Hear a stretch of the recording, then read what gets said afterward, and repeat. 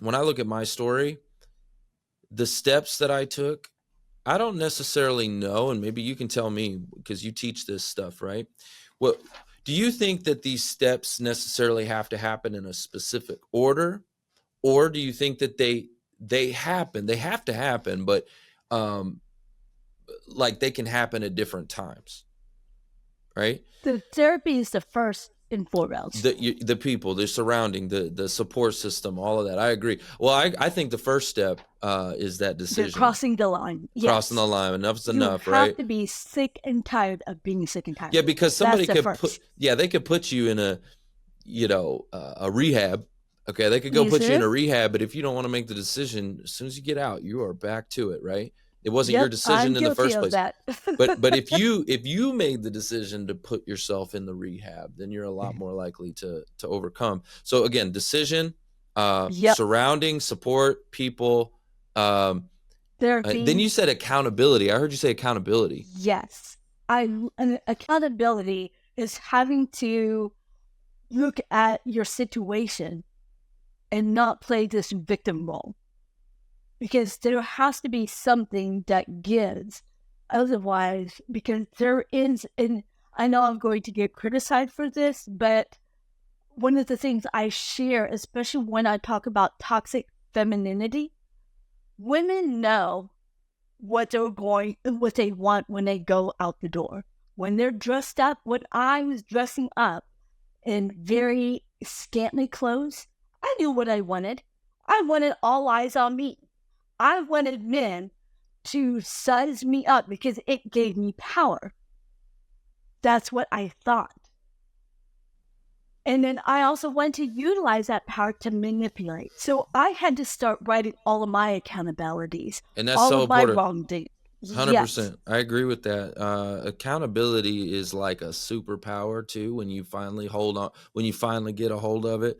It wasn't until I started taking accountability for things in my life that my life started to transform and change. Because, listen, I it's like this: when you're a victim and you're pointing the finger at everybody else, number one, no one's going to come and save you.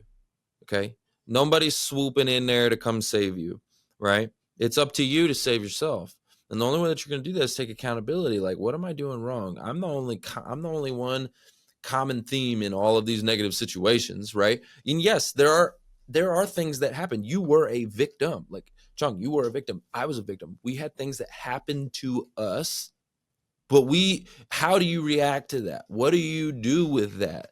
We are still responsible for the way that we act and our role in it. Like, we're still responsible for a lot of it. So I love that you said that. Accountability. What else? What are some other things that you did to help you to overcome this and transform your life? The other thing is write a list of people you can't forgive and then do a mantra of I'm letting you go so I can be me. I'm letting you go so I can be free.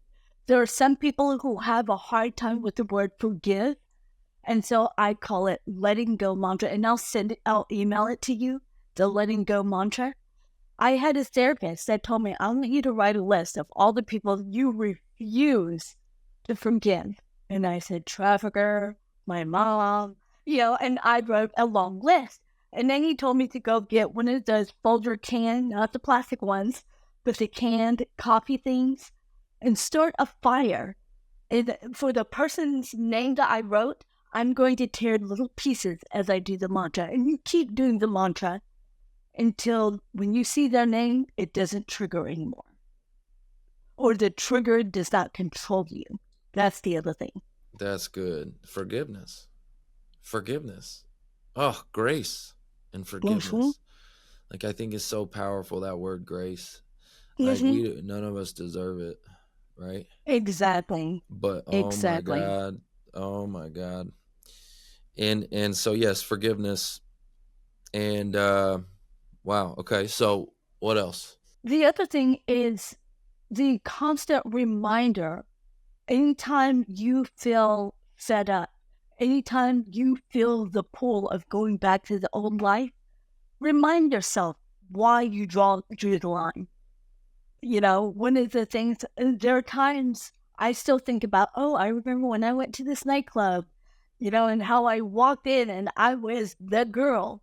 But then I don't think about the aftermath, the rape, the sexual abuse, someone spiking my drink, me puking my guts out because I drank too much or I got high too much. Those are not the things I want followed. So I start writing down and then also create a vision goal.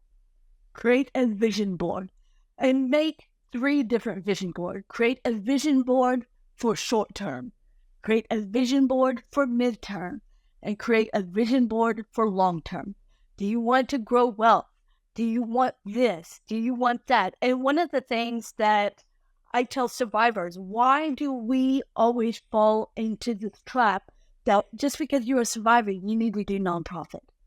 And they're like, on you, no, I want to build wealth. I can't help people if I'm broke, you know?